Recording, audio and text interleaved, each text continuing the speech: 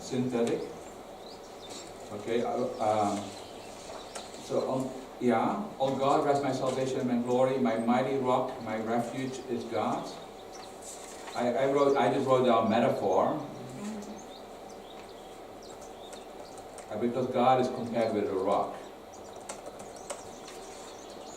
Now, what is that picture? What do you think of when you think of God as a rock? What does it convey to us? I started a coffee house in Taiwan and I called it the Rock. I didn't know why, but now I know. God is the rock. But when I say God is the rock, why is that? What does that do to me? Emotion. Strong, constant, immovable. It's like a rock. Let the field exult. Let the field exult, and everything in it. Then shall all the trees of the forest sing for joy. It's missing. Some words are missing, so I will read it. I'll continue. Yeah. Then shall all the trees of the forest sing for joy before the Lord, for He comes. Yeah, before the Lord, for He comes. So what type of figure of speech is this? Personification. Huh? What? Personification. Personification. Okay, what does it convey? What emotional, what does it speak to you? What interpretation would you give this?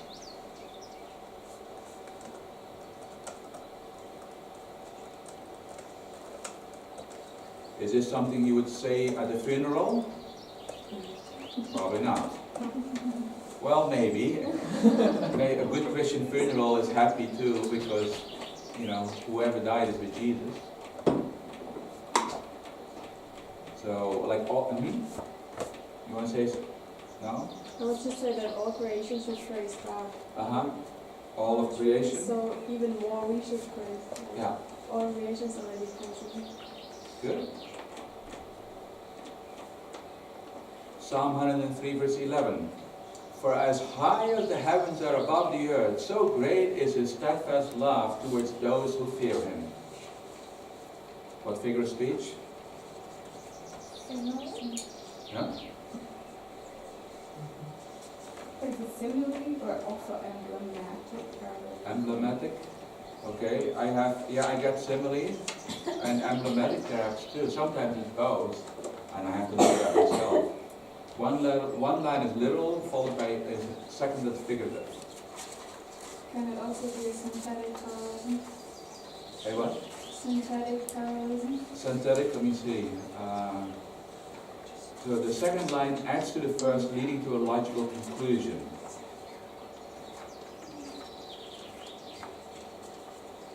Yeah, could be, right? Could be. Synthetic. Or do we just say simile only?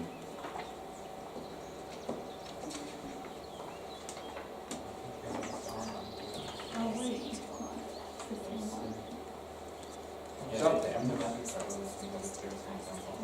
The one is emblematic? Emblematic, because one line is... Yeah, of course, emblematic. Actually, we also did the repeats. Yeah. If you just look at the first line, this will change. Right. Good. So what does it mean? What does it convey to you when you read this?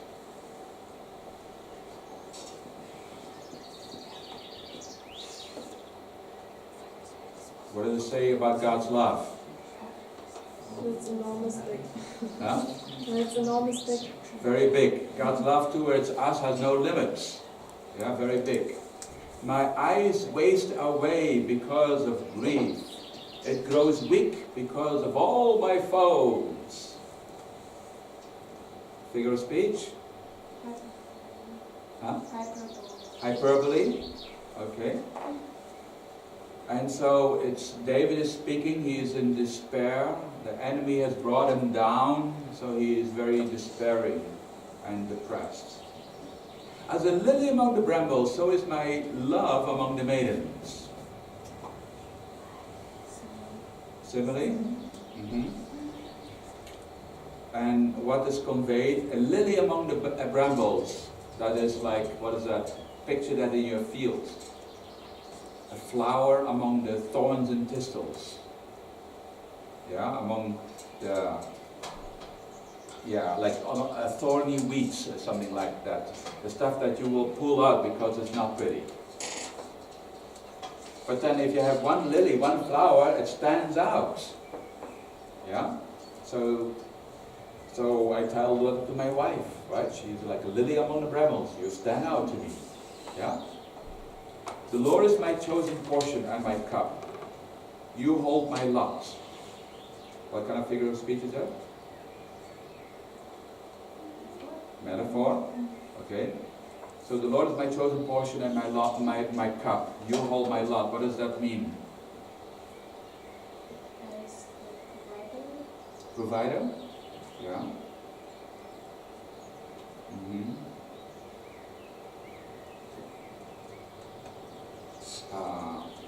Like you're the reason I live for. You are like I don't live for an earthly inheritance, but my inheritance is in you. All right. Now, as you can see, it's not always easy. Yeah. And I do have to admit that Psalms, Proverbs, Ecclesiastes and so forth is not exactly my favorite book to teach, because you need to use more of your heart in your interpretation, a little bit less of your brain, you know. And so we all created differently, and so some of us are better at interpreting a particular type of literature than others. All right, let's go and talk a little bit more about wisdom literature. Vielleicht noch ein bisschen über Weisheitsliteratur. Oh wait, this is understanding wisdom.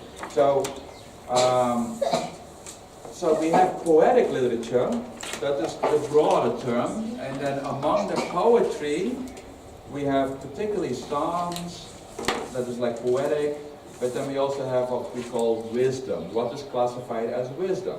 Wir haben einmal diese poetische Literatur, das ist ein mehr allgemeiner Ausdruck, und da drin haben wir dann auch noch etwas, das heißt Weisheitsliteratur. Alright, so in our Bible, Proverbs, Job and Ecclesiastes are classified as wisdom literature.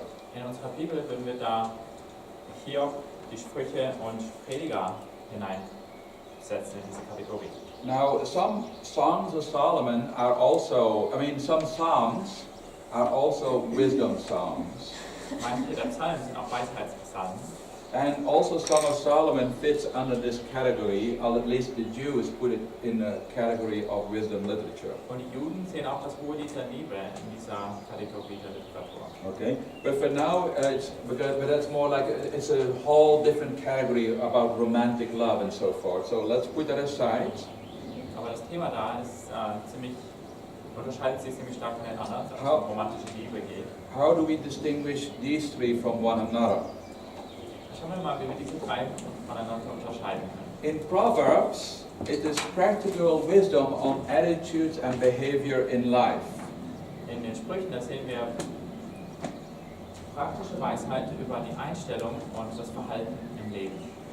Whereas Job is more speculative, a speculative wisdom about suffering. It is a way of dealing with the great issues of life, such as why is there suffering on earth? Bei Hiob sehen wir eher eine spekulative Weisheit, die mit der Frage des Leidens umgeht. Es geht also um die großen Lebensfragen, zum Beispiel, warum müssen wir leiden? So speculative means that you need to go along with the author. He may say something and he may not actually mean it. So it's not maybe absolute. It's maybe the opposite. He may say both things, and they are contrasting each other. You would say, hey, the Bible is disagreeing, but no, wait a minute. We are talking about speculative wisdom here. Spekulative Weisheit soll uns zeigen, es ist nicht klipp und klar ausgedrückt. Wir müssen dem folgen, was der Autor sagt, und vielleicht meint er nicht alles, was er sagt, genauso wie er es sagt. Vielleicht gibt es sogar Gegensätze, und wir müssen dann damit umgehen. And so even in Ecclesiastes, he may say one thing and then he says the exact opposite later on. Das sehen wir sogar im Buch Prediger. Da sagt er vielleicht etwas und dann Im nächsten Satz sagt das genau Gegenteil. Okay, because we need to recognize it's a different type of literature. And it's blocking the view all the time, I can see. Okay, so it's because speculative is, the author is literally speculating and not yet knowing what it is. Spekulative Weisheit bedeutet, der Autor spekuliert über etwas, was er noch nicht hundertprozentig begriffen hat. So why do we read Proverbs? Warum lesen wir Sprüche? Well, actually the proverb says it itself, to know wisdom and instruction. Das sagt es in den Sprüchen selbst, Weisheit und Anleitung zu erfahren. To receive instruction in wise dealing. It's Anleitung zu weisem Handeln zu erlangen. Alright? So the book itself explains. So the main point is to gain wisdom. Und wie das Buch selbst sagt, hauptsächlich geht es darum, Weisheit zu erlangen. Now,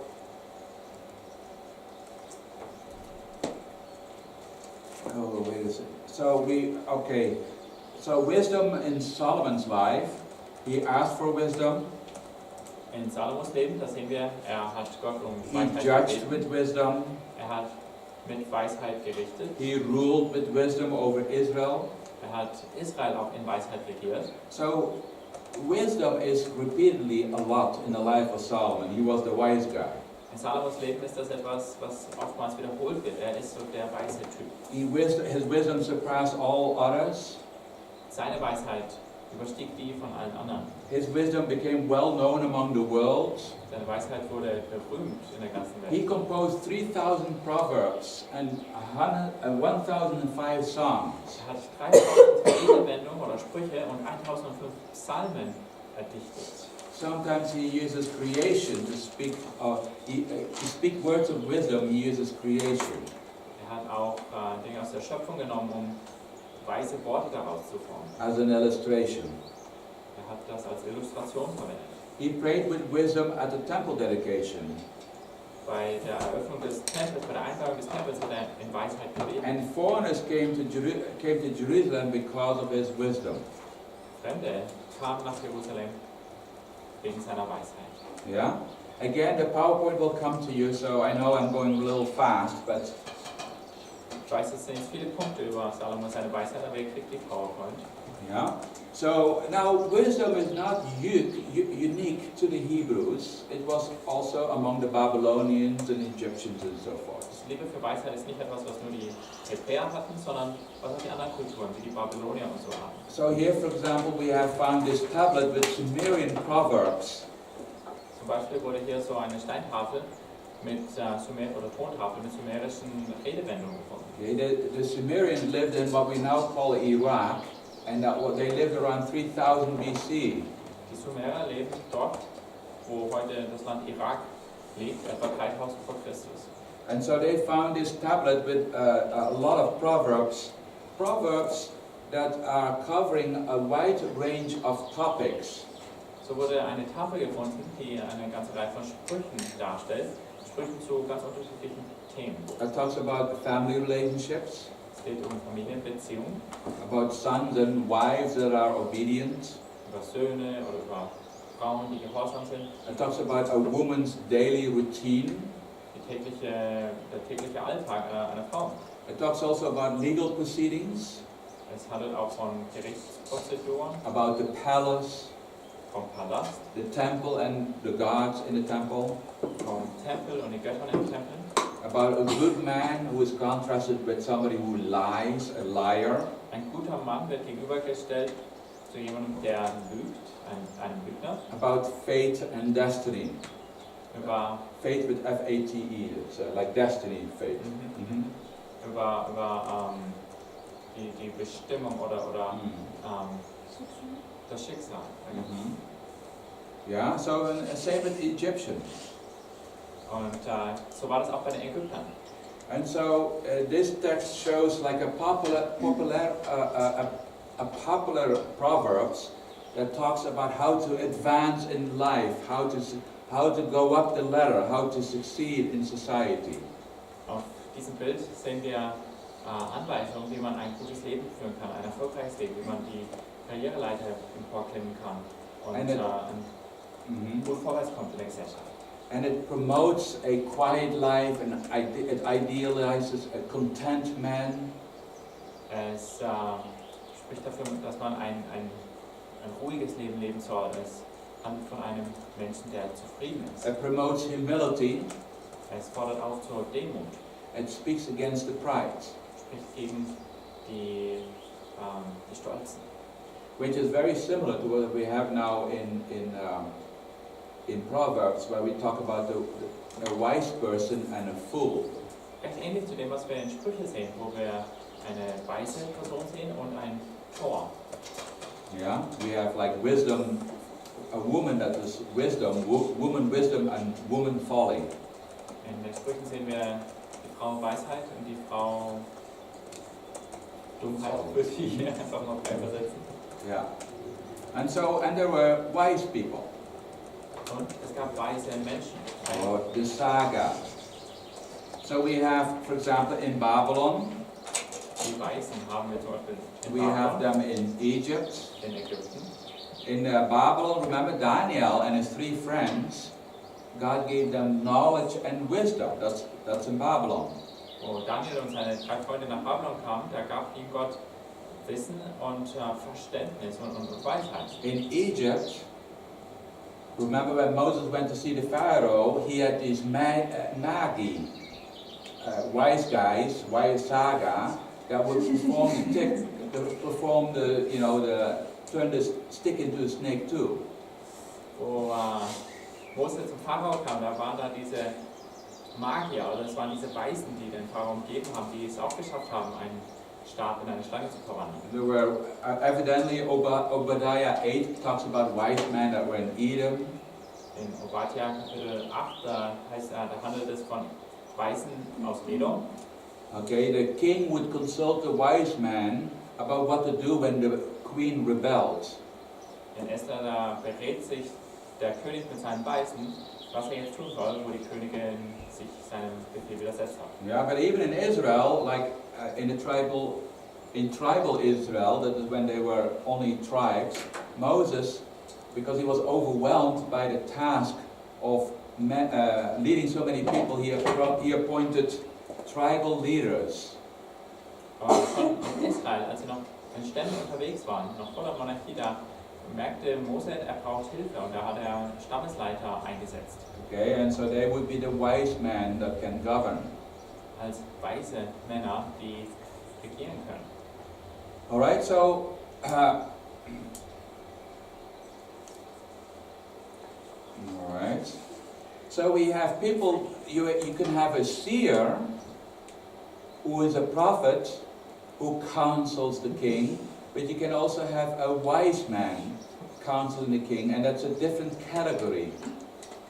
Es gab sogenannte Seher oder Wahrsager oder Propheten, die den König unterstützt haben, ihm Ratschläge gegeben haben. Es gab aber auch Weise. Und das ist eine andere Berufsbeschreibung, eine andere Kategorie. Yeah? All right. Oh yeah, that's the one I just mentioned. Now, how is Hebrew wisdom different from the other wisdom? Wie unterscheidet sich hebräische Weisheitsliteratur von anderer Weisheit? Okay, so the Hebrew, they definitely did take note of the wisdom next door, so we see a lot of similarities. Auf jeden Fall haben sich die Israeliten auch beschäftigt mit der Weisheitsliteratur der anderen Völker. Es gibt da Ähnlichkeiten. And so they have knowledge about medicine, Sie haben von ihnen Erkenntnis über Medizin bekommen, about divination, über Wahrsagerei, but also craftsmanship, diplomacy, aber auch Handwerk oder Diplomatie. and just that knowledge that's out there in the wider world, in all of those areas. Ganz verschiedene Wissensgebiete, in denen sie von den anderen Nationen gelernt haben. And so they too have these proverbs, these riddles to teach, to live successfully. Auch die anderen Länder, die anderen Nationen hatten also solche Sprüche oder solche Rätsel, die einen gesagt haben, wie man erfolgreich leben kann. And so they also make collections of different riddles and proverbs and put them in book form, just like the ancient, just as the non-Hebrew would do, the people in the world would do. Und genauso haben die Hebräer jetzt auch Sprüche gesammelt und Rätsel gesammelt und sie zusammengestellt, genauso wie die anderen Völker um sie herum. Alright, now, but it is also different. Aber es unterscheidet sich auch. So when it comes to the non-Israelite wisdom, their goal is to make the best choices in life. Bei der nicht-israelitischen Weisheit war die Absicht, gute Entscheidungen fürs Leben zu treffen. Now, the Hebrew would do that too, Das wollten die Hebräer auch. but for them, the only good choices are godly choices. Aber für die Hebräer waren die einzigen guten Entscheidungen göttliche, gottesmäßige Entscheidungen. And so to make godly choices. And, Entscheidungen in Gottes Sinn zu treffen. and so then the purpose, the non-Israelite wisdom purpose is to achieve the best in life. Und die Nicht-Israeliten, die wollten einfach das Beste im Leben erreichen. But in Hebrew wisdom, the purpose is to please God. In der israelischen, in der hebräischen Weisheit geht es darum, Gott glücklich zu machen. To be wise not in your own eyes, but in God's eyes. Nicht in den eigenen Augen weise zu sein, sondern in Gottes Augen. That is what a Hebrew wise man is trying to achieve. Das ist, was ein weiser Hebräer versucht zu erreichen. So wisdom can be defined not knowledge, Weisheit wird also nicht mit Wissen definiert. wisdom is a skill, how to live. Weisheit ist eine Fähigkeit, wie man richtig lebt. Yeah? About how to make good choices in life so that you can be successful. That is, you don't need knowledge, but you need wisdom. Wie man gute Entscheidungen im Leben trifft, um Erfolg zu haben, dafür braucht man nicht Wissen, sondern Weisheit. So we talk about having discernment, how to navigate through life. Ich würde also sagen, es braucht Erkenntnis, wie man durchs Leben navigieren soll. How to avoid certain problems. Wie man bestimmte Probleme Avoid or how not to have those problems. ja, also wie man es schafft, diese Probleme nicht zu haben. And or when they do come, how to handle them. Oder wie man damit umgeht, wenn sie doch auftreten. When you have different situations, to speak differently, how to act and how to speak in each situation correctly, appropriately. Wie man sich in verschiedenen Situationen verhält, wie man je nach Situation das Richtige sagt. It's the ability to interpret and react correctly. Es ist die Fähigkeit, richtig zu interpretieren und zu reagieren. What people say, what people write. Was Menschen sagen, was Menschen schreiben. So when somebody says something and you respond spontaneously, okay, but when you have that word of wisdom, you know, like you can speak into it, or something is written about you, and you react to that also with wisdom. Dass man in Weisheit darauf reagiert, was gesagt wird, und nicht das Erste, was einem im Sinn kommt unbedingt. Oder wenn etwas über einen geschrieben wird, dass man weise darauf reagiert. So wisdom, at least the way the Bible describes it, has nothing to do with IQ. Weisheit, wie die Bibel sie beschreibt, hat also nichts mit dem Intelligenzquotient zu tun. IQ stands for intelligence quota. Intelligenz Yeah. Quotient, der mit Somebody- IQ zusammengefasst wird. People may have a high IQ, maybe people that have a high IQ, Manche Menschen haben vielleicht einen hohen IQ, actually those people often do not know how to relate to the world. aber die extrem Schlauen, die wissen oftmals nicht, wie man richtig mit der Welt umgeht. We are not talking about IQ, but we are talking about EQ. Wir sprechen also nicht von dem Intelligenzquotient, sondern von dem EQ. And EQ, E standing for emotional quota. Es geht um emotionale Quotient.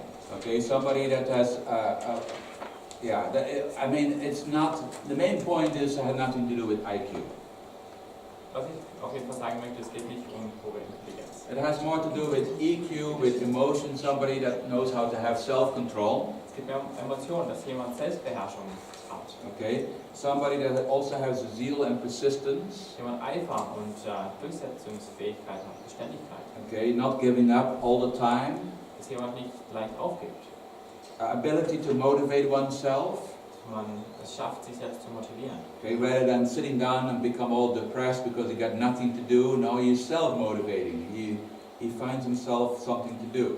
Dass man nicht depressiv rumsitzt, wenn man nichts zu tun hat, sondern dass man selbst eigenmotiviert ist und etwas findet, was man tun kann. It means somebody that is able to persist when in the face of frustration. Jemand, der es schafft, weiterzugehen, auch wenn er frustriert ist. When tempted, doesn't merely fall into temptation. It's not like he's controlling him impulses and is able to delay gratification. Jemand, der nicht leicht der Versuchung nachgibt, der nicht nach von seinen Impulsen getrieben wird, sondern der schafft auch die Belohnung auch später aufzuschieben. So he is able to regulate his moods. Jemand, der es schafft, seine Befindnisse zu regulieren. Okay, he is also able to empathize. Und der auch mit anderen mitfühlen kann. Okay, and they have hope, Jemand, der Hoffnung hat. a positive outlook on life. Eine positive Einstellung im Leben. Yeah, studies have shown that people with EQ, EQ correlates with success, not IQ. Studien haben gezeigt, dass dieser emotionale Quotient zu Erfolg führt, dass er korreliert mit Erfolg, nicht der Intelligenz. Okay, and we think of success, of course, that you live a happy life, that there is harmony in the family, that you prosper, but within reason and so forth. It's like you're just overall a very content person. Wenn man Erfolg mit einer Lebenszufriedenheit definiert, dass jemand glücklich ist mit seinem Leben, dass jemand eine gute Familie hat, dass es jemandem auch sonst finanziell gut geht. Ability to hold on to a job. Dass man es schafft, einen Job auszuüben und zu behalten. Ability to enjoy life and have healthy relationships with people. Dass man das Leben genießen kann und gesunde Beziehungen mit anderen Menschen hat. All right. So that's wisdom. Das ist Weisheit. All right. So for us to reflect when we think of wisdom. Dass wir darüber nachdenken können, über Weisheit. At the end of the DBS, Haben wir hier ein paar Fragen. Am Ende der DBS. the question is, at the end of DBS, do you just have more information, or have you become truly wiser in the way we define wisdom? Hast du dann mehr Weisheit, mehr Wissen angesammelt oder bist du wirklich weiser geworden nach dieser Definition der Weisheit? Can you think of somebody in your life that you would consider wise? Kannst du an jemanden in deinem Leben denken, den du weise nennen willst? My mother. Good. And now the follow-up question is, on what grounds is she wise? Und wie siehst du sie als weise? Was sind die Dinge, die du weise siehst? And think about that for all, and that is what you want to imitate. Denk mal darüber nach. Das, was euch dann Sinn kommt, was ihr da seht, das wollt ihr dann auch imitieren. What is it about Jesus? You see, what is it about Jesus you see in that person that you want to copy, that you want to imitate? Was siehst du an Jesus in dieser Person, was du in deinem eigenen Leben imitieren möchtest? So give something for your quiet time, yeah? Und vielleicht To ein paar consider. Fragen für deine stille Zeit. Is it a teacher? Is it a parent? Vielleicht denkst du dann an einen Lehrer oder an einen Elternteil, Is it a classmate? an einen Schulkollegen, School leader? Yes. einen Schulleiter. Can you say what does it mean on what grounds? That's what the term means. So I ask you. So think of somebody right now. Yeah. There's somebody comes into your mind that you consider wise. Yeah. Okay. Then think about now. Don't just go on, but slow down and think now. On what basis do I determine this person wise? Why did I just say that person is wise? On what grounds? And then that's what I want.